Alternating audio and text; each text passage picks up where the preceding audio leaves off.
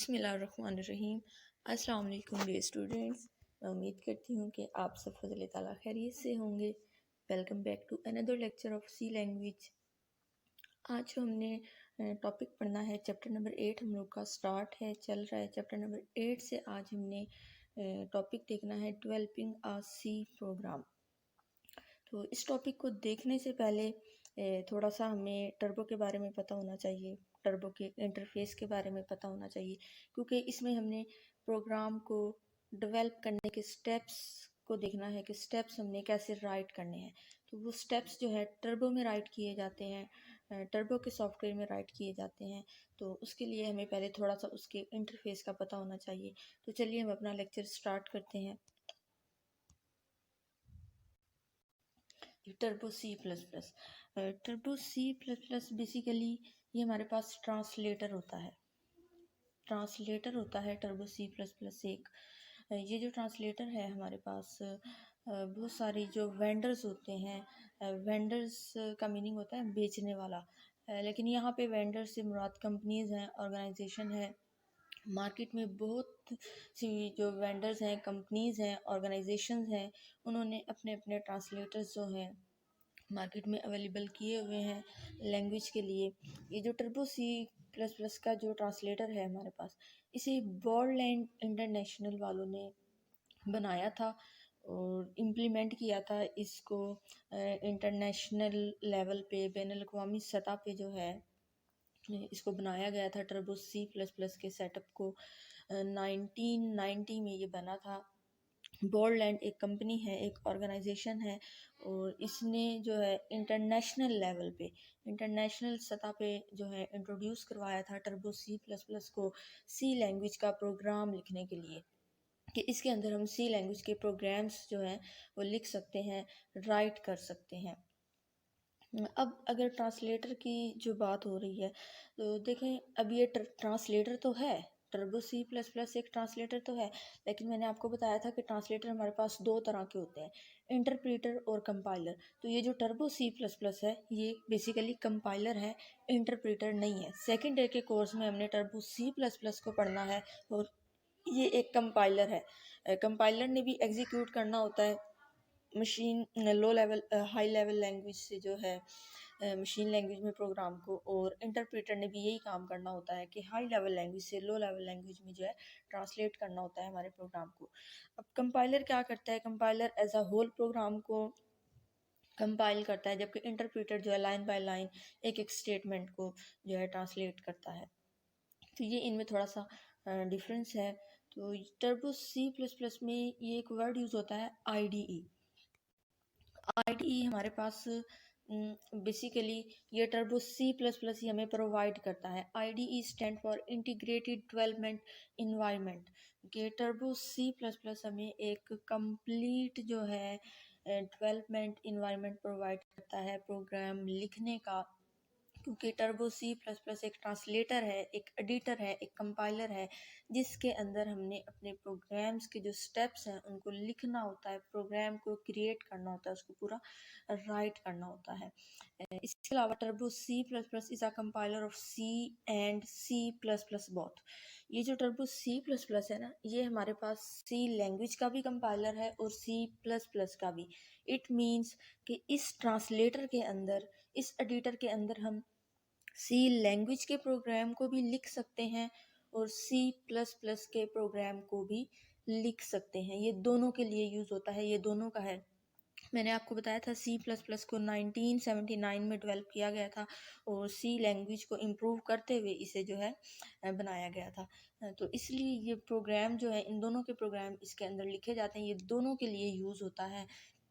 बॉर्डलैंड ने जब इसे बनाया था टर्बो सी प्लस प्लस को, तो इसने ये दोनों फीचर्स इसके अंदर जो है ऐड किए थे कि आप इसके अंदर सी का प्रोग्राम भी लिख सकते हैं और सी प्लस प्लस का प्रोग्राम भी लिख सकते हैं। अब ये जितने भी हम फंक्शंस परफॉर्म करते हैं, इसको जो है एक प्रोग्राम जब हम राइट करते हैं, प्रोग्राम को लिखना, उसको सेव करना, उसको कंपाइल करना, उसको लोड करना, उसको लिंक करना, ये जितनी भी इम्प्लीमेंटेशन हम एक प्रोग्राम के अंदर कर रहे हैं टर्बो के सेटअप के अंदर, वो बेसिकली कौन प्रोवाइड करता है हमें? वो हमें आईडीई प्रोवाइड करता है। इसी वजह से इसे कहा जाता है इंटीग्रेटेड डेवलपमेंट इन्वायरमेंट, कि ये सारी इम्प्लीमेंटेशन, ये सारी जो फंक्शनैलिटी है, जो फंक्शन हमने परफॉर्म करने हैं, वो आईडीई प्रोवाइड करता है। इसलिए हम बोलते हैं कि turbo C plus plus is a provide IDE, कि टर्बो सी प्लस प्लस का जो ट्रांसलेटर है वो हमें आईडीई प्रोवाइड करता है, आईडीई की सर्विस को प्रोवाइड करता है। अब टर्बो सी प्लस प्लस के पहले इंटरफेस को थोड़ा सा देख लेते हैं ताकि आप लोगों को इसका कॉन्सेप्ट क्लियर हो जाए, क्योंकि प्रोग्राम हमने इसी सेटअप के अंदर लिखने हैं। तो इस ट्रांसलेटर का जो है इंटरफेस मैं आप लोगों को दिखा देती हूँ, थोड़ा सा समझा देती हूँ।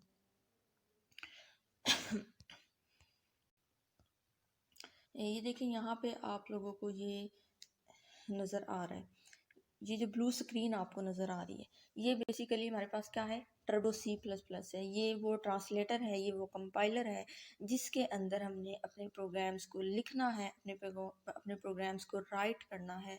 इसके अंदर हमने सारी वर्किंग करनी है। एक प्रोग्राम को डेवलप करने के जो स्टेप्स हैं वो सारे इसके अंदर लिखे जाएंगे। ये एक ब्लू कलर की स्क्रीन होती है बेसिकली जब इसको इंस्टॉल किया जाता है कंप्यूटर के अंदर, और इंस्टॉल करने के बाद जब इसको ओपन किया जाता है तो इस तरह से ये हमें एक ब्लू इंटरफेस जो है मिलता है। यहाँ पे आप देखें, सबसे ऊपर आपको मेन्यू बार नज़र आ रही होगी। इस मेन्यू बार के ऊपर डिफरेंट ऑप्शंस आपको नज़र आ रहे हैं, फाइल का, एडिट का, search, run, compile, debug, project, Windows options, ये जितने भी मेन्यू ऑप्शंस आपको नज़र आ रहे हैं, इन ऑप्शंस को यूज़ करते हुए हम इसके अंदर क्या करते हैं? स्टेटमेंट्स लिखते हैं, कमांड्स लिखते हैं, कमांड्स को यूज़ करते हैं, कमांड्स को चलाते हैं।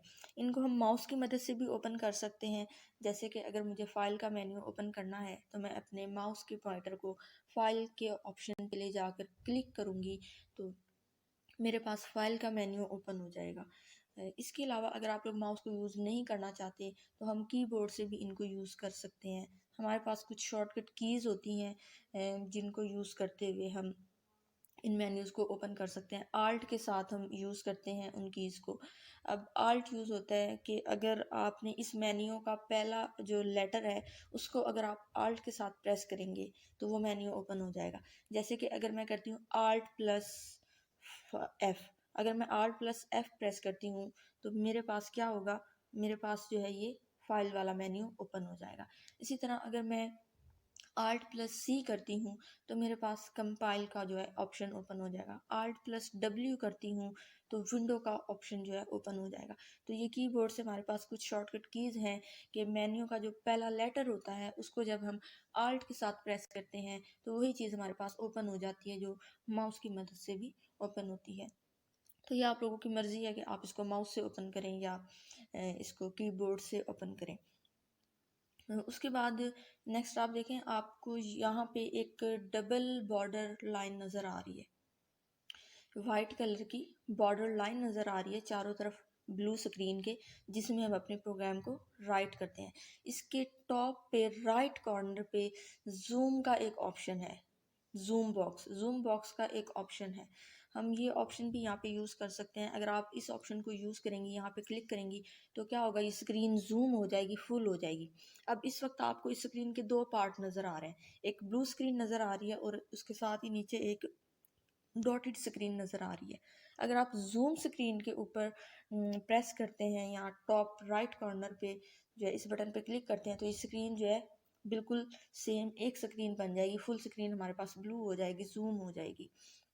या फिर इसके अलावा इसके साथ ही आपको एक और ऑप्शन नज़र आ रही है विंडो की। आप विंडो के मेन्यू में जाएं, विंडो के मेन्यू को क्लिक करें तो वहाँ पे आपको जो है ऑप्शन मिल जाती है जूम की, तो वहाँ से भी आप अपनी स्क्रीन को फुल जूम कर सकते हैं। इसके अलावा आप देखें, इसके इंटरफेस को दो हिस्सों में डिवाइड किया गया है। एक हमारे पास यहाँ पे ये ब्लू स्क्रीन है और एक हमारे पास ये पार्ट है। अब ये जो ब्लू स्क्रीन एरिया है जिसको डबल बॉर्डर लाइन में कवर किया गया है। वाइट ये बॉर्डर लाइन जिसके ऊपर ये लगाई गई है, इसमें इसको कवर किया गया है। ये हिस्सा बेसिकली हमारा होता है प्रोग्राम लिखने के लिए, जिसको हम आईडीई बोलते हैं, क्योंकि इसी के अंदर हमने प्रोग्राम लिखना होता है ना। सारी इम्प्लीमेंटेशन इसी के अंदर होती है। प्रोग्राम की सेविंग हो गई, कंपाइलिंग हो गई उसकी रनिंग होगी, ये सारा प्रोसेस इसी के अंदर होता है। तो ये कौन प्रोवाइड करता है हमें? आईडीई प्रोवाइड करता है। अभी जो नीचे वाला इसका हिस्सा है जहाँ पे लिखा हुआ है ये line number column of the cursor, ये मैसेज पार्ट होता है। यहाँ पे हमारे एरर्स शो होते हैं कि इस ब्लू स्क्रीन पे जब हम अपने प्रोग्राम को लिखते हैं और लिखने के बाद जब हम उसको कंपाइल करते हैं या रन करते हैं, तो उस वक्त जो एरर्स आते हैं हमारे पास, वो ये नीचे वाली जो डॉटेड स्क्रीन है यहाँ पे शो होते हैं। यहाँ पे वो एरर्स हमारे पास शो होते हैं। तो ये हमारे पास इसका जो है इंटरफेस था टर्बो C++ का। इसके अंदर बेसिकली हमने अपना वर्क करना है। जब हम प्रैक्टिकली वर्क की तरफ आएंगे तो बिल्कुल यही इंटरफेस आपके पास ओपन होगा कंप्यूटर्स के अंदर, लैपटॉप्स के अंदर। तो इसलिए मैंने आपको ये कलरफुल डायग्राम इसकी दिखाई है कि ताकि आपको इसकी जो है समझ आ जाए स्टेप्स की, क्योंकि हमने स्टेप्स पढ़ने हैं इसके। तो ये स्टेप्स जितने भी हमने राइट करने हैं वो इस सेटअप के अंदर राइट करने हैं। तो टर्बो C++ का इस तरह से सेटअप होता है। ये एक ट्रांसलेटर है, ये कंपाइलर ट्रांसलेटर है। इसके अंदर सी का प्रोग्राम भी लिखा जा सकता है और C++ का भी लिखा जा सकता है। ऊपर जो ये मेन्यू बार्स हैं इनको यूज़ करते हुए हम प्रोग्राम लिखते हैं। इनके लिए शॉर्टकट कीज़ भी होती हैं जो मैंने आपको बताई हैं। बाकी स्क्रीन को जूम भी कर सकते हैं इसके। और इसके अलावा जो इसकी डॉटेड स्क्रीन है ये हमारे पास एरर्स मैसेज के लिए होते हैं, यहाँ पे मैसेज शो होते हैं। और ब्लू स्क्रीन पे हम अपना प्रोग्राम को राइट करते हैं। तो चलिए अब हम इसके स्टेप्स देखते हैं कि किस तरह से एक प्रोग्राम को क्रिएट किया जाता है टर्बो C++ के अंदर। इस सेटअप के अंदर किस तरह से उसको लिखा जाता है। तो हमारे पास टोटल 5 स्टेप है how can developing a C program, कि जो सी प्रोग्राम होता है उसे कैसे डेवलप किया जाता है। इट मीन्स कि उसे कैसे लिखा जाता है, कैसे राइट किया जाता है। इसके टोटल 5 स्टेप्स हैं हमारे पास। फर्स्ट स्टेप हमारे पास है creating a C program. Number second पे है saving a C program. Third पे है compiling a C program. Number 4 पे लिंकिंग। नंबर 5 पे loading and executing a C program. तो सबसे पहले हम देखते हैं क्रिएटिंग अ सी प्रोग्राम को। अब क्रिएटिंग अ सी प्रोग्राम हमारे पास सबसे पहला स्टेप होता है प्रोग्राम को ट्रांसलेटर के अंदर लिखने का, कंपाइल के अंदर लिखने का, टर्बो C++ का जो सेटअप है उसके अंदर लिखने का, जिसका इंटरफेस अभी मैंने आपको डायग्राम में दिखाया है। तो इसमें हम क्या करते हैं, बेसिकली अपने प्रोग्राम को क्रिएट करते हैं, लिखते हैं, उसको राइट करते हैं, लिखना स्टार्ट करते हैं। वो जो ब्लू स्क्रीन अभी मैंने आपको दिखाई थी उस ब्लू स्क्रीन पे लिखना स्टार्ट करते हैं। अब कैसे लिखा जाता है उस ब्लू स्क्रीन पे? वहाँ पे जो हमें ऊपर मेन्यू नज़र आ रहे थे, उन मेन्यू में जो फाइल का मेन्यू था, आप उधर फाइल के मेन्यू पे क्लिक करोगे। फाइल के मेन्यू पे क्लिक करोगे, जब आप फाइल के मेन्यू पे क्लिक करोगे तो आपको वहाँ पे न्यू की ऑप्शन मिलेगी। जब आप न्यू पे क्लिक करेंगे तो तब आपके पास वो ब्लू स्क्रीन ओपन होगी और आप उसके ऊपर अपने जो प्रोग्राम है उसको राइट कर सकते हैं। जिस टाइम हम लोग इंस्टॉल करते हैं ना टर्बो के सेटअप को, जब फर्स्ट टाइम हम इसको इंस्टॉल करने के बाद जब फर्स्ट टाइम इसको ओपन करते हैं तो वो ब्लू स्क्रीन हमारे सामने नहीं आती। हमारे सामने आती है एक डॉटेड स्क्रीन। डॉटेड स्क्रीन सामने आती है। फिर हम फाइल के मेन्यू पे जाते हैं और वहाँ से न्यू पे जब हम क्लिक करते हैं तो तब हमारे पास वो ब्लू स्क्रीन जो है सामने आती है। मैं आपको डॉटेड स्क्रीन दिखा देती हूँ कि वो किस तरह की होती है। ये देखिए आपको यहाँ पे ये नज़र आ रही होगी। तो ये जो हमारे पास स्क्रीन होती है कि जब हम टर्बो के सेटअप को इंस्टॉल करने के बाद फर्स्ट टाइम ओपन करते हैं तो हमें ये इस तरह की ये डॉटेड स्क्रीन नज़र आती है। उसके बाद हम ये फाइल का मेन्यू है, इस मेन्यू के ऊपर जाते हैं, इस पर क्लिक करते हैं तो हमें यहाँ पे न्यू की ऑप्शन मिलती है। और जब हम उस न्यू को क्लिक करते हैं तो तब हमारे पास वो ब्लू स्क्रीन का इंटरफेस ओपन होता है जो मैंने आपको प्रीवियस अभी पिक्चर में दिखाया है। और वहाँ पे हम अपने प्रोग्राम को क्या करते हैं, राइट करते हैं। तो यहाँ पे हम अपना प्रोग्राम लिख लेते हैं, प्रोग्राम क्रिएट हो जाता है हमारा, यानी कि प्रोग्राम कंप्लीट लिखा जाता है, क्रिएट हो जाता है। अब हमने प्रोग्राम लिख लिया है टर्बो के जो है सॉफ्टवेयर के अंदर, इस ट्रांसलेटर में हमारा प्रोग्राम लिखा गया, क्रिएट हो गया। लेकिन ये प्रोग्राम क्रिएट होने के बाद भी एग्जीक्यूट नहीं होगा, हम इसको चला नहीं सकते, हम इसको रन नहीं कर सकते। क्यों नहीं कर सकते? क्योंकि जो हमने प्रोग्राम लिखा है वो सी लैंग्वेज की इंस्ट्रक्शन है। और सी लैंग्वेज क्या है हमारे पास? सी लैंग्वेज एक हाई लेवल लैंग्वेज है और कंप्यूटर हाई लेवल लैंग्वेज को नहीं समझता, वो मशीन लैंग्वेज को समझता है, 0 1 को समझता है। तो उसके लिए हमें जो है इस वजह से हमारा जो ये प्रोग्राम जो हम लिख चुके हैं ये एग्जीक्यूट नहीं हो सकता, ये रन नहीं हो सकता, कंप्यूटर इसको नहीं चलाएगा, क्योंकि इसको हमें पहले सेव करना है। इसके बाद जो सेकंड स्टेप हमारे पास आता है वो आता है सेविंग का। इसको हमने सेव करना है लिखने के बाद, क्योंकि सेव करना वैसे ही ज़रूरी होता है कि जब भी हम कोई चीज़ लिखते हैं, कोई प्रोग्राम लिखते हैं, कोई सॉफ्टवेयर बनाते हैं, तो हम उसको अपनी हार्ड डिस्क पे परमानेंट सेव कर देते हैं। क्यों? ताकि जब हमें फ्यूचर में उसकी ज़रूरत पड़े तो वो हमारे पास सेविंग में मौजूद हो, तो वहाँ से हम उसको यूज़ कर सकते हैं। तो नंबर सेकंड पे जो हमारे पास स्टेप है वो है सेविंग अ सी प्रोग्राम। कि प्रोग्राम को क्रिएट करने के बाद, उसको लिख लेने के बाद उस टेक्स्ट एडिटर के अंदर, उसके बाद हम क्या करते हैं, सेविंग करते हैं, प्रोग्राम को सेव करते हैं। प्रोग्राम को सेव करने के लिए हमारे पास शॉर्टकट की होती है F2। F2 शॉर्टकट की हमारे पास ये मौजूद होती है। आप शॉर्टकट की F2 भी प्रेस कर सकते हैं। अगर आपको शॉर्टकट की नहीं पता या आप शॉर्टकट की को यूज़ नहीं करना चाहते तो आप फाइल के मेन्यू पे जाएंगे, फाइल के मेन्यू पे जाके क्लिक करेंगे, वहाँ पे आपको सेव की ऑप्शन मिलेगी, तो वहाँ से भी आप अपनी फ़ाइल को क्या कर सकते हैं, सेव कर सकते हैं। इस तरह से ये फ़ाइल का मेन्यू है, इस पर आपने जाना है। इस पर जब आप क्लिक करोगे तो आगे आपको सेव की ऑप्शन मिलेगी, आप इस पर क्लिक करेंगे तब भी आपके पास सेविंग का डायलॉग बॉक्स ओपन हो जाएगा और वहाँ पे आप अपनी फ़ाइल को सेव कर सकते हैं। और अगर आप ये काम नहीं करना चाहते तो देन आपके पास जो है शॉर्टकट की मौजूद है F2। आप F2 प्रेस करेंगे तो इससे भी हमारा प्रोग्राम क्या होता है, वो सेव हो जाता है। अब प्रोग्राम को सेव करते वक्त हमें 3 काम करने होते हैं। ये बड़ी इंपॉर्टेंट बात है और बड़ी अहम बात है, इसको आपने ध्यान से सुनना है।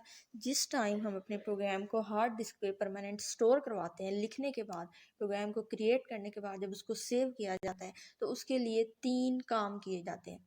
एक तो मैंने आपको ये बात बता दी कि सेविंग के लिए हम शॉर्टकट की F2 यूज़ करते हैं या फिर फाइल के मेन्यू पे जाके क्लिक करते हैं तो वहाँ सेव की ऑप्शन आ जाती है, वहाँ से सेव कर लेते हैं।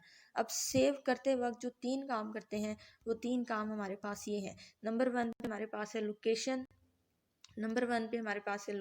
Number second name, number third जो है एक्सटेंशन। ये 3 काम हमें करने होते हैं। स्टेप बाय स्टेप हम इन तीनों कामों को देखते हैं। सबसे पहले है लोकेशन। लोकेशन मीन्स कि फ़ाइल को सेव करते वक्त आपको उसका पाथ बताना होता है कि आपने इसको किस पाथ पे स्टोर करना है, किस डेस्टिनेशन पे स्टोर करना है, किस जगह पे स्टोर करना है। अमूमन जब हम कोई फ़ाइल डाउनलोड करते हैं तो उस वक्त भी हम जो है सर्वर को अपना पाथ बताते हैं कि हम इसको सी ड्राइव में सेव करना चाहते हैं या डी में करना चाहते हैं या डेस्कटॉप पे करना चाहते हैं, या हम इसको अपनी जी ड्राइव में सेव करना चाहते हैं। तो वो होता है इसका पाथ कि हम अपने कंप्यूटर में जिस लोकेशन पे, जिस जगह पे उस फाइल को स्टोर करना चाहते हैं ना, उस चीज़ को लोकेशन बोला जाता है। पहला काम तो हमें ये करना होता है कि जिस टाइम हम अपनी फ़ाइल को सेव करते हैं तो हम सेव करते वक्त अपनी लोकेशन बताते हैं, अपना पाथ बताते हैं कि किस पाथ पे हमारी फ़ाइल जो है स्टोर हो जाके। अगर सपोज़ हम पाथ नहीं बताते, हम नहीं बताते कि हमें इसे डी में स्टोर करवाना है, जी में स्टोर करवाना है, हम यही कहते हैं कि ये खुद ब खुद जहाँ मर्जी स्टोर हो जाए अपनी मर्जी से, हमें कोई एक स्पेसिफिक लोकेशन नहीं बतानी है, हमें अपनी मर्जी से कहीं स्टोर नहीं करवाना। अगर हम पाथ नहीं बताते, हम लोकेशन नहीं बताते, तो तब क्या होता है, तब ये टर्बो का सेटअप क्या करता है, ये हमारे प्रोग्राम को बाय डिफ़ॉल्ट सेव कर देता है। बाय डिफ़ॉल्ट जो इसकी जगह होती है ना, जो लोकेशन होती है, बाय डिफ़ॉल्ट लोकेशन पे इसको स्टोर कर देता है। अब डिफ़ॉल्ट लोकेशन क्या होती है, ये एक बात आपने याद रखनी है। जब हम टर्बो का सेटअप इंस्टॉल करते हैं तो वो जाके इंस्टॉल होता है सी ड्राइव में। हमारे कंप्यूटर की जो सी ड्राइव होती है ना, उसके अंदर इंस्टॉल होता है टर्बो का जो सेटअप होता है। ये मैंने यहाँ पे मेंशन भी किया हुआ है, ये मैंने बाय डिफ़ॉल्ट लोकेशन मेंशन की है कि अगर जो हम पाथ बता देते हैं तो तब हमारा प्रोग्राम उस पाथ पे, उस लोकेशन पे स्टोर होगा। अगर हम पाथ नहीं बताते तो तब हमारा प्रोग्राम इस लोकेशन पे स्टोर होता है।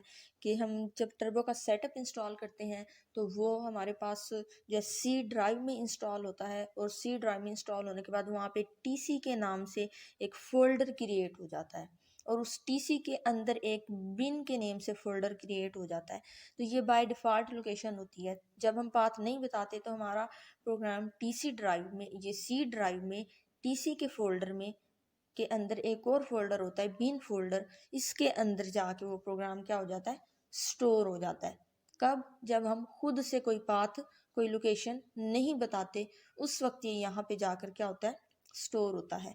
तो ये इसकी होती है डिफ़ॉल्ट लोकेशन हमारे पास। कि अगर हमने पाथ बता दिया तो ठीक है वो उधर स्टोर होगा। अगर हमने पाथ नहीं बताया तो हमारे पास सी ड्राइव में टीसी के नेम से फोल्डर होता है, और उस टीसी के अंदर एक और फोल्डर होता है बिन नेम से, तो उस बिन के अंदर जाके हमारा प्रोग्राम बाय डिफ़ॉल्ट सेव हो जाता है।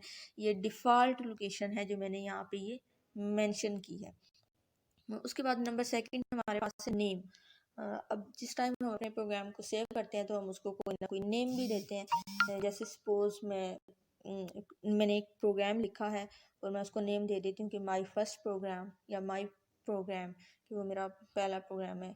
और अगर मैं नेम दे दूँ तो वो उस नेम से सेव होगा, यानी कि अपनी मर्ज़ी से मैं जो नेम दूंगी अपने प्रोग्राम को, अपने प्रोग्राम का जो नेम रखूँगी सेव करते वक्त, वो उस नेम से सेव होगा।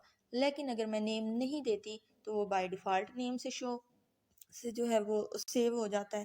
कि अगर मैंने खुद से नेम दे दिया तो ठीक है, खुद से नेम नहीं दिया मैंने तो वो उसको बाय डिफ़ॉल्ट नेम के साथ शो करेगा।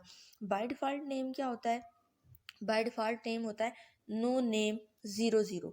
इस नेम से जो है ये इसको स्टोर कर देता है, सेव कर देता है। कि एक तो हमने लोकेशन बतानी होती है, लोकेशन बता दी तो ठीक है उस लोकेशन पे स्टोर करेगा, नहीं बताई तो बाय डिफ़ॉल्ट बिन में जाके स्टोर करेगा। अगर हमने अपनी मर्ज़ी से नेम बता दिया तो उस नेम से सेव करेगा, अगर नेम नहीं बताया तो बाय डिफ़ॉल्ट इसका नेम होता है हमारे पास नो नेम 00, तो वो इसको नो नेम 00 के नेम से जो है सेव कर देगा। नंबर थर्ड पे हमारे पास आती है एक्सटेंशन। अब एक्सटेंशन क्या होती है? जो फाइल का जो नेम होता है, नेम के बाद हम डॉट लगाते हैं और डॉट के बाद हम 3 लेटर जो है वो लिखते हैं। वो 3 लेटर बेसिकली क्या होते हैं? एक्सटेंशन होते हैं, वो एक्सटेंशन कहलाते हैं हमारे पास। क्योंकि आप देखें सपोज मैंने एक फ़ाइल को स्टोर किया है ABC के नेम से, ये एक फ़ाइल है उसका नेम है ABC। मैं यहाँ पे लगाती हूँ डॉट और यहाँ पे आगे मैं लिख देती हूँ MP3। अब आप देखें ये ABC जो हमारे पास है, ये जो ABC है हमारे पास, ये तो हो गया हमारी फ़ाइल का नेम। उसके बाद मैंने डॉट लगाया, डॉट के बाद मैंने 3 लेटर लिखे। ये क्या चीज़ है? ये हमारी जो है प्रोग्राम की एक्सटेंशन है। ये एक्सटेंशन हमें बताती है कि इसके अंदर जो है किस टाइप का डेटा स्टोर है। अब देखिए नेम से तो हमें पता नहीं चल रहा, ABC मैंने नेम रखा है, अब इससे तो मुझे नहीं पता चल रहा कि इसके अंदर, इस फाइल के अंदर किस टाइप का डेटा स्टोर है। या मैं माय फर्स्ट प्रोग्राम या माय प्रोग्राम कोई भी नेम रख लेती हूँ अपनी फाइल का, तो मुझे उससे नहीं पता चलेगा कि इसके अंदर डेटा किस तरह का स्टोर है। ये जो इसकी एक्सटेंशन है ये बताएगी कि इसके अंदर किस टाइप का डेटा स्टोर है। अब MP3 से हमें फ़ौरन पता चल गया कि ये एक ऑडियो फाइल है, MP3 ऑडियो फाइल है। इसी तरह अगर मैं यहाँ पे लिख देती हूँ MP4 तो अब मुझे फ़ौरन पता चल जाएगा कि ये एक वीडियो फाइल है। इसी तरह अगर मैं लिख देती हूँ डॉट JPG तो मुझे इससे पता चल जाएगा कि ये एक इमेज फाइल है। तो एक्सटेंशन क्या करती है? एक्सटेंशन हमें बताती है कि हमारी फाइल में किस टाइप का डेटा स्टोर है, किस तरह का डेटा स्टोर है। तो इसके लिए हमें एक्सटेंशन देनी पड़ती है, ये लाजमी होती है। अब हमारे पास टर्बो में 2 एक्सटेंशंस होती हैं, 2 तरह की एक्सटेंशंस होती हैं। एक एक्सटेंशन हमारे पास होती है डॉट सी और एक एक्सटेंशन होती है डॉट CPP। ये PP की फुल फॉर्म होती है प्लस प्लस। तो ये 2 एक्सटेंशन हमारे पास जो है मौजूद होती हैं, डॉट सी और डॉट CPP। ये जो है इससे ज़्यादा नहीं होती, ये 2 एक्सटेंशन रखता है ये ट्रांसलेटर अपने अंदर। जाए जो टर्बो का सेटअप है, ये जो ट्रांसलेटर है ये अपने अंदर ये 2 एक्सटेंशन रखता है, डॉट सी और डॉट CPP। अब आपने इस बात को थोड़ा सा ध्यान से सुनना है। अभी मैंने आपको बताया कि ये जो हमारे पास ट्रांसलेटर है टर्बो का जो कंपाइलर है, इसके अंदर हम C का भी प्रोग्राम लिख सकते हैं और C++ का भी प्रोग्राम लिख सकते हैं। अब अगर मैंने C का प्रोग्राम लिखा है और उसको जब मैंने सेव करना है, मैं उसको कोई नेम दूंगी और साथ जो मैं एक्सटेंशन यूज़ करूँगी वो एक्सटेंशन मैं यूज़ करूँगी डॉट सी के प्रोग्राम के लिए डॉट सी की एक्सटेंशन यूज़ होती है और C++ के प्रोग्राम के लिए जो है डॉट CPP की एक्सटेंशन को यूज़ किया जाता है। तो अगर मैंने इसके अंदर लिखा है सी का प्रोग्राम तो मैं उसको डॉट सी एक्सटेंशन के साथ सेव करूँगी, और अगर मैंने लिखा है सी प्लस प्लस का प्रोग्राम तो मैं उसको डॉट सी पी पी के साथ जो है सेव करूँगी। अब एक बात और आप लोगों ने यहाँ पे ध्यान से समझनी है, जितनी भी बातें मैं आपको बता रही हूँ ये एज अ MCQs और एज अ कॉन्सेप्ट आप लोगों के लिए बहुत ज़्यादा इंपॉर्टेंट है, ये आगे चल के यूज़ होंगी आप लोगों की। अब अगर सपोज मैं कोई एक्सटेंशन देती ही नहीं हूँ, अगर मैंने सी का प्रोग्राम लिखा है और मैं एक्सटेंशन देती हूँ तो मैं डॉट सी एक्सटेंशन दूंगी, और अगर मैंने सी प्लस प्लस का प्रोग्राम लिखा है और मैं साथ एक्सटेंशन देती हूँ तो मैं डॉट सी पी पी की एक्सटेंशन दूंगी। लेकिन अगर मैं कोई एक्सटेंशन देती ही नहीं, मैंने नेम जस्ट लिख दिया है, और या मैंने ना तो जो है लोकेशन बताई है, ना नेम बताया, और ना मैं एक्सटेंशन बता रही हूँ, मैं चाह रही हूँ कि बाय डिफ़ॉल्ट सेव होता रहे। जैसे लोकेशन का मैंने आपको बताया कि मैंने दे दी तो ठीक है, नहीं दी तो बाय डिफ़ॉल्ट वो बिन में स्टोर होगा। नेम मैंने लिख दिया तो ठीक है, ना लिखा तो बाय डिफ़ॉल्ट नो नेम 00 से सेव हो जाएगा। इसी तरह से अगर मैंने एक्सटेंशन बता दी तो ठीक है, वो इन दोनों में से उस एक्सटेंशन के साथ उसको सेव कर देगा। अगर मैंने नहीं बताई तो इसकी जो बाय डिफ़ॉल्ट एक्सटेंशन हमारे पास होती है वो होती है डॉट सी पी पी, कि अगर मैं एक्सटेंशन नहीं बताऊंगी तो वो इसको by default dot C P P के नेम से जो है सेव कर देगा, चाहे वो प्रोग्राम सी में लिखा हुआ है, चाहे वो प्रोग्राम सी प्लस प्लस का है, वो उसको डॉट सी पी पी के नेम से ही सेव करेगा बाय डिफ़ॉल्ट, अगर मैं एक्सटेंशन नहीं बताऊंगी तो। अगर मैं एक्सटेंशन बताऊंगी तो एक्सटेंशन बताते वक्त मुझे इस चीज़ का ख्याल रखना पड़ेगा कि अगर मेरा प्रोग्राम सी का है तो मैं डॉट सी की एक्सटेंशन दूंगी, अगर program dot C P P का है, हमारे पास सी प्लस प्लस का है, तो मैं डॉट सी पी पी की एग्जांपल दूंगी। पी पी पी जो है फुल फॉर्म होती है हमारे पास प्लस प्लस की।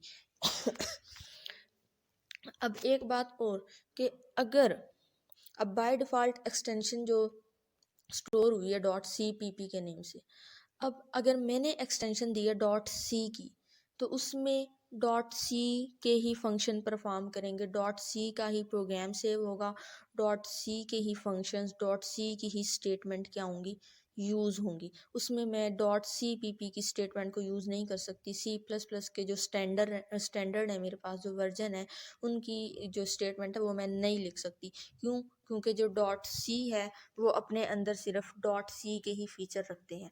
लेकिन अगर मैं एक्सटेंशन देती हूँ डॉट सी पी पी तो उसके अंदर मैं सी लैंग्वेज के स्टैंडर्ड को भी यूज़ कर सकती हूँ और सी प्लस प्लस के स्टैंडर्ड भी यूज़ कर सकती हूँ।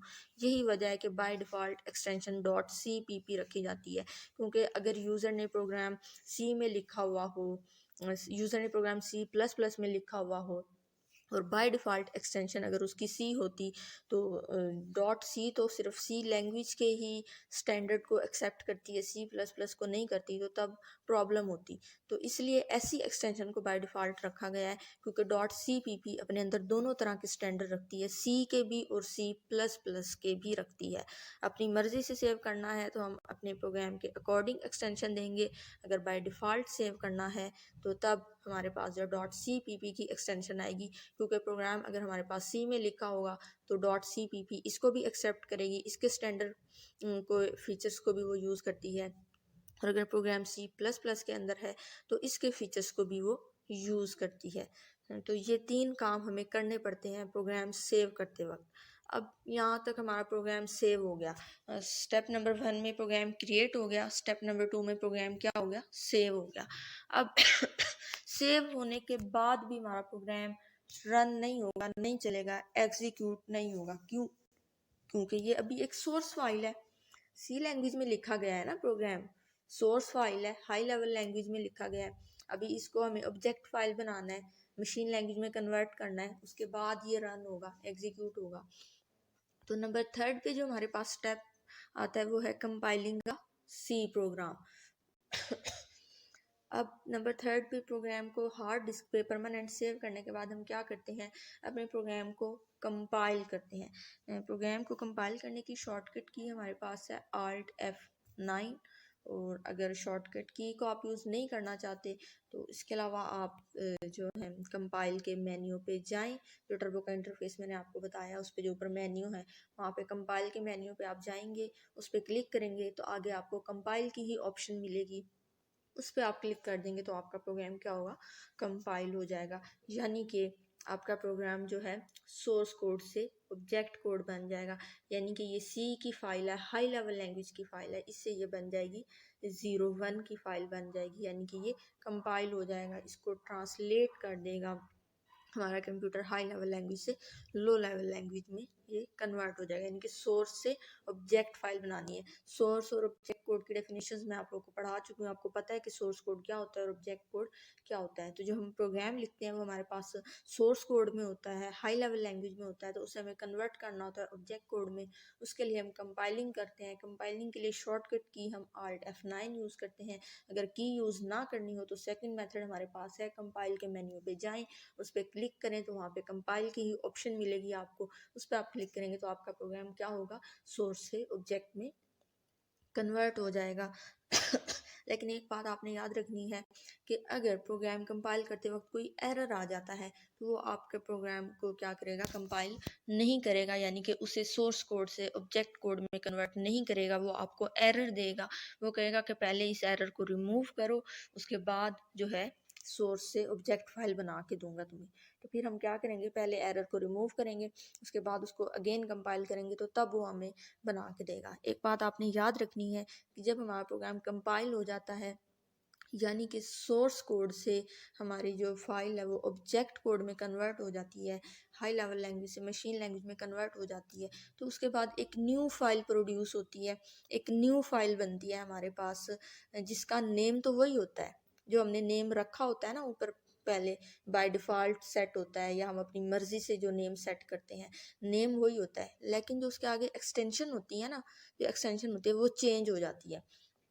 जैसे कि सी लैंग्वेज में लिखे गए प्रोग्राम की एक्सटेंशन डॉट सी होती है ना हमारे पास, जब वो कंपाइल होता है प्रोग्राम, सोर्स से ऑब्जेक्ट में आता है, हाई लेवल से सी लैंग्वेज से वो किस में आया है, मशीन लैंग्वेज में आया है, लो लेवल में आया है, तो उसकी एक्सटेंशन चेंज हो जाएगी, नेम वही रहेगा। किस नेम से उसकी एक्सटेंशन आती है हमारे पास, डॉट ओ बी जे के नेम से फाइल बन जाती है। अब जैसे ऊपर हमने अपनी फाइल का नेम लिखा रखा था ABC डॉट और उसके बाद सी, ये हमारे पास एक्सटेंशन थी।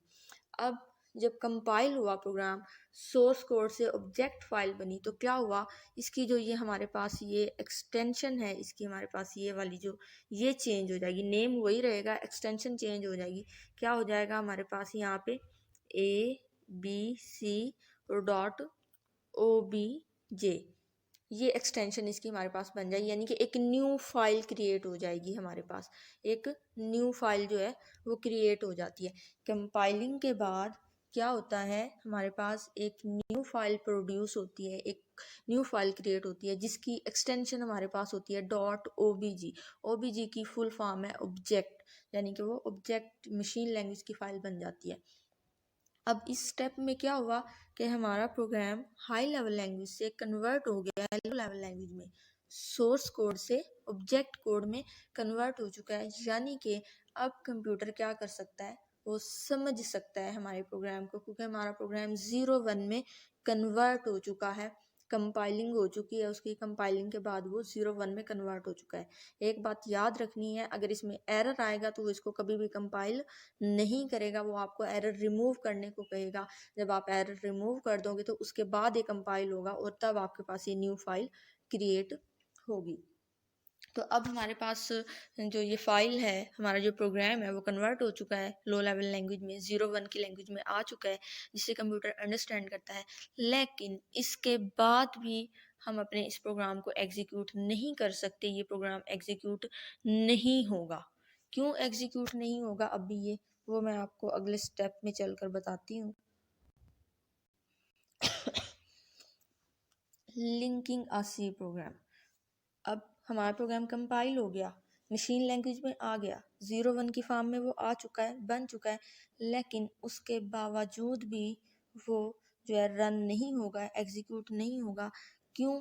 क्योंकि जो हमारा कंप्यूटर है उसे ये तो पता ही नहीं है कि इस प्रोग्राम के अंदर जो स्टेटमेंट लिखी हुई है, जो फंक्शंस लिखे हुए हैं, उनका काम क्या है, इनसे करवाना क्या है, उसे उनका मतलब ही नहीं पता, उसे उनका मीनिंग ही नहीं पता।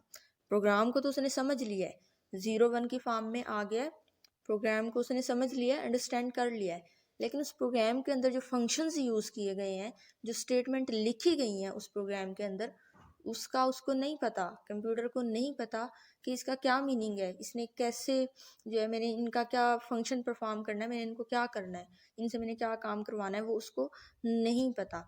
क्यों नहीं पता? क्योंकि ये जो हमारे पास प्रोग्रामर्स हैं, जिसने सी लैंग्वेज बनाई थी, उसने क्या किया था कि जो प्रोग्राम्स के अंदर हम इंस्ट्रक्शंस लिखते हैं, फंक्शंस लिखते हैं, स्टेटमेंट लिखते हैं, इन सब का जो मीनिंग है, इन सब का जो मतलब है, वो जाके स्टोर कर दिया था लाइब्रेरी फाइल्स में। एक लाइब्रेरी फाइल होती है हमारे पास, ये लाइब्रेरी फाइल्स, इनमें जाके उसने इन सब बातों का जो मतलब है ना, वो यहाँ पे स्टोर करवाया हुआ है। इन सब बातों का मतलब लाइब्रेरी फाइल्स में स्टोर करवाया हुआ है। लाइब्रेरी फाइल भी बोलते हैं इसको, या रन टाइम लाइब्रेरी फाइल्स भी बोल सकते हैं। सिंपल लाइब्रेरी फाइल कह लें या रन टाइम लाइब्रेरी फाइल्स कह लें, आप इनको, ये दोनों सेम ही है हमारे पास। तो जो हमारा प्रोग्राम है उसके अंदर जो फंक्शन यूज़ किए गए हैं, जो स्टेटमेंट यूज़ की गई हैं, कंप्यूटर को उनका मीनिंग नहीं पता, इसलिए वो उसे एग्जीक्यूट नहीं करवा सकता, वो उसे रन नहीं करवा सकता, क्योंकि उनका जो मीनिंग है वो स्टोर है लाइब्रेरी फाइल्स में। तो अब इनका मतलब कंप्यूटर को समझाने के लिए ज़रूरी है कि जो हमारे पास ऑब्जेक्ट फ़ाइल बनी है कंपाइल के बाद, जो हमारे पास प्रोग्राम है, जो ऑब्जेक्ट फ़ाइल है, उसको लिंक करवाना पड़ेगा हमें लाइब्रेरी फाइल्स से। तो तब जाके कंप्यूटर उसका मीनिंग समझेगा और उसको एग्जीक्यूट करवाएगा। अब आप देखें, अगर कोई पर्सन मुझे कोई काम दे के जाता है, वो कहता है कि आपने ये काम ऐसे ऐसे करना है, और साथ जो है वो बता देते हैं कि अगर आपको इस काम की समझ नहीं आ रही तो ये कंसर्न्ड पर्सन है, आप इससे रब्ता करें, वो आपको ये सारा काम समझा देगा। अब जाहिर है मैं वो काम देख रही हूँ, मुझे तो उस काम का नहीं पता, मुझे उस काम का मतलब नहीं पता, नहीं पता, तो जो कंसर्न पर्सन उस पर लिखा गया है, जिसका कॉन्टैक्ट नंबर, मैं उसके पास जाऊँगी, उससे कॉन्टैक्ट करूँगी, वो मुझे उस काम का मतलब समझाएगा, तो तब मैं उस काम को करूँगी, वरना मैं उस काम को नहीं कर सकती। तो इसी तरह आप कंप्यूटर को वो काम तो दे दिया गया है, लेकिन कंप्यूटर को अभी उसका मीनिंग नहीं पता, उसका मतलब नहीं पता, क्योंकि उसका मतलब लाइब्रेरी फाइल्स में स्टोर है, और लाइब्रेरी फाइल जब हम अपनी ऑब्जेक्ट फाइल के साथ अटैच करेंगे तो तब कंप्यूटर को उसका मीनिंग पता चलेगा। इनको अटैच करने के लिए हमें ज़्यादा कुछ नहीं करना होता। जो हम प्रोग्राम राइट करते हैं ना, प्रोग्राम लिखते हैं जब, तो वही प्रोग्राम में ऊपर ना हम लाइब्रेरी फाइल का नेम लिख देते हैं, जस्ट नेम लिखते हैं, नेम लिखना होता है हमें और कुछ भी नहीं करना होता। जस्ट हम नेम लिखते हैं तो लाइब्रेरी फाइल्स क्या होती हैं, उसके साथ अटैच हो जाती हैं। अब ये लाइब्रेरी फाइल्स अटैच हो गई हैं, अब हमें इनको क्या करना है, लिंक करवाना है। तो ये लाइब्रेरी फाइल को ऑब्जेक्ट फाइल के साथ जो अटैच करवाने का जो प्रोसेस होता है ना, इसको बेसिकली क्या बोला जाता है, लिंकिंग बोला जाता है। कि जो हमारा प्रोग्राम है, कंपाइलिंग के बाद जो हमारे पास न्यू फाइल क्रिएट हुई है, वो ऑब्जेक्ट फाइल क्रिएट हुई है ना, .obj के नाम से, वो एक ऑब्जेक्ट फाइल क्रिएट हुई है। तो उन ऑब्जेक्ट फाइल को हमें लिंक करवाना है, कंबाइन करना है लाइब्रेरी फाइल से, जिनके अंदर उसका मीनिंग स्टोर है। तो इस प्रोसेस को बोलते हैं लिंकिंग, कि जब ऑब्जेक्ट फाइल और लाइब्रेरी फाइल्स को लिंक करवा दिया जाता है। अब इनको लिंक कौन करवाता है? हमारे पास टर्बो में एक प्रोग्राम होता है, लिंकर के नेम से एक प्रोग्राम होता है। इसकी डेफिनेशन पेपर के हवाले से इम्पोर्टेंट है, डेफिनेशन मैं आप लोगों को बता देती हूँ, आप लोग नोट करें। Linker is a program which combines library files with the object files. कि लिंकर एक वो प्रोग्राम है जो हमारी लाइब्रेरी फाइल्स और ऑब्जेक्ट फाइल्स को क्या करता है, कंबाइंस करता है, इकट्ठा करता है। इस प्रोसेस को क्या बोला जाता है, लिंकिंग बोला जाता है। लिंकर का ये काम होता है हमारे पास। अब लिंक करवाते कैसे हैं हम, वो सिंपल सा काम होता है। वहीं टर्बो का जो हमारे पास इंटरफेस है, उसके मेन्यू में, कंपाइल के मेन्यू पे आपने जाना है। कंपाइल के मेन्यू पे जाके आप जब क्लिक करेंगे तो वहाँ पे आपको आगे लिंक की ऑप्शन मिलेगी, आप उस पर क्लिक करेंगे तो क्या होगा, आपका प्रोग्राम जो है लिंक हो जाता है वो लाइब्रेरी फाइल्स के साथ। जो ऑब्जेक्ट फाइल्स हैं, लाइब्रेरी फाइल्स हैं, वो आपस में लिंक हो जाती हैं, अटैच हो जाती हैं, और हमारा प्रोग्राम क्या हो जाता है, लिंक हो जाता है तब। तो अब लिंकिंग के बाद क्या होता है, हमारे पास एक और न्यू फाइल क्रिएट होती है .exe के नेम से। exe की फुल फॉर्म है एग्जीक्यूटेबल। .exe के नेम से एक न्यू फाइल क्रिएट हो जाती है। कंपाइलिंग के बाद एक न्यू फाइल प्रोड्यूस हुई थी .obj के नाम से, obj के नाम से हमारे पास। और इसके बाद जब हमने इस फाइल को लिंक करवाया, लाइब्रेरी फाइल्स के साथ लिंक करवाया, तो उसके बाद एक और न्यू फाइल क्रिएट हुई हमारे पास .exe के नेम से। exe का मतलब होता है एग्जीक्यूटेबल फाइल। अब ये जो न्यू फाइल क्रिएट हुई है, अब ये फाइल जो है हमारे पास कंप्लीट हो गई है, यहाँ पे हमारा प्रोसेस कंप्लीट हो गया है कि इट मीन्स कि जो हमारा प्रोग्राम है वो अब बिल्कुल रेडी हो गया है एग्जीक्यूट होने के लिए। एग्जीक्यूटेबल का मतलब होता है प्रोग्राम जो है रन होने के लिए, एग्जीक्यूट होने के लिए बिल्कुल रेडी हो जाए, बिल्कुल तैयार हो जाए, उसको हम बोलते हैं एग्जीक्यूटेबल फाइल। तो ये अब हमारे पास बिल्कुल रेडी हो चुका है, तैयार हो चुका है, हमारा प्रोग्राम बिल्कुल रेडी है। अब हम इसको एग्जीक्यूट करवा सकते हैं, इसको रन करवा सकते हैं, क्योंकि हमारे पास न्यू फाइल क्रिएट हो चुकी है डॉट एक्जी के नेम से। ये बिल्कुल रेडी फाइल है, बिल्कुल कंप्लीट रेडी है ये एग्जीक्यूट होने के लिए, रन होने के लिए। तो इसका जो अब लास्ट स्टेप हमारे पास है वो यही है हमारे पास। अब आप एक बात और यहाँ पे मैं आपको बता दूं कि अब ये फाइल तो बन चुकी है, कंप्लीट हो गई है। अब हम इसको एग्जीक्यूट भी करवा सकते हैं, इसको रन करवा सकते हैं, ये अब एग्जीक्यूट हो सकती है। लेकिन इसको एग्जीक्यूट करवाने के लिए हमें पहले इस फाइल को लेके जाना पड़ेगा रैम के अंदर, क्योंकि ये जो फाइल है ये तो हार्ड डिस्क पे स्टोर है ना, हार्ड डिस्क के ऊपर स्टोर है। हमें इसको रैम में लेके जाना पड़ेगा, क्योंकि हम जितनी भी फाइल्स कंप्यूटर के अंदर चलाते हैं ना, ओपन करते हैं, किसी भी फाइल पे हम डबल क्लिक करते हैं तो उसकी एक कॉपी निकल के ना रैम में चली जाती है, और फिर रैम उसको चलाती है, तब वो हमारे पास चलती है, ओपन होती है। तो इसी तरह अब इस प्रोग्राम को हमने चलाना है, रन करना है, तो ये इसकी जो फाइल है ये तो हमारे पास हार्ड डिस्क पे स्टोर है, हार्ड डिस्क में पड़ी है, तो इसकी एक कॉपी हमें रैम में भेजनी है, तभी रैम इसको चलाएगी, इसको एग्जीक्यूट करेगी। तो हार्ड डिस्क से रैम में जब हम इसकी कॉपी भेजेंगे तो उस प्रोसेस को बोला जाता है लोडिंग, लोडिंग एंड एग्जीक्यूटिंग। ये हमारे पास लास्ट स्टेप होता है इसका। इसमें हमारा प्रोग्राम क्या होता है, लोड हो जाता है। इस प्रोसेस को लोडिंग कहा जाता है कि हार्ड डिस्क से रैम के अंदर जो है अपनी फाइल की एक कॉपी को ले जाना, ताकि रैम इसको क्या करे, चलाए, इसको एग्जीक्यूट करे। इस प्रोसेस को हम लोडिंग बोलते हैं। जैसे अभी मैंने आपको लिंकिंग में बताया कि एक प्रोग्राम होता है लिंकर, इसी तरह लोडिंग में भी एक प्रोग्राम होता है हमारे पास लोडर, जो क्या करता है, वो यही काम करता है कि वो हार्ड डिस्क से रैम में एक कॉपी ले जाता है हमारे प्रोग्राम की, और तब हमारा प्रोग्राम लोड हो जाता है रैम में, और तब वो एग्जीक्यूट होता है, रन होता है, चलता है। अब लोड करने के लिए भी सिंपल हमें क्या करना होता है, ऊपर जो है हम रन के मेन्यू पे जाते हैं, उस पर क्लिक करते हैं, वहाँ पे हमें रन की ही एक ऑप्शन मिलती है ऊपर रन के मेन्यू पे जाएंगे, क्लिक करेंगे, उधर रन की ही ये एक ऑप्शन मिलेगी, इसको हम क्लिक करेंगे तो हमारा प्रोग्राम रन हो जाएगा, एग्जीक्यूट हो जाएगा, चल जाएगा।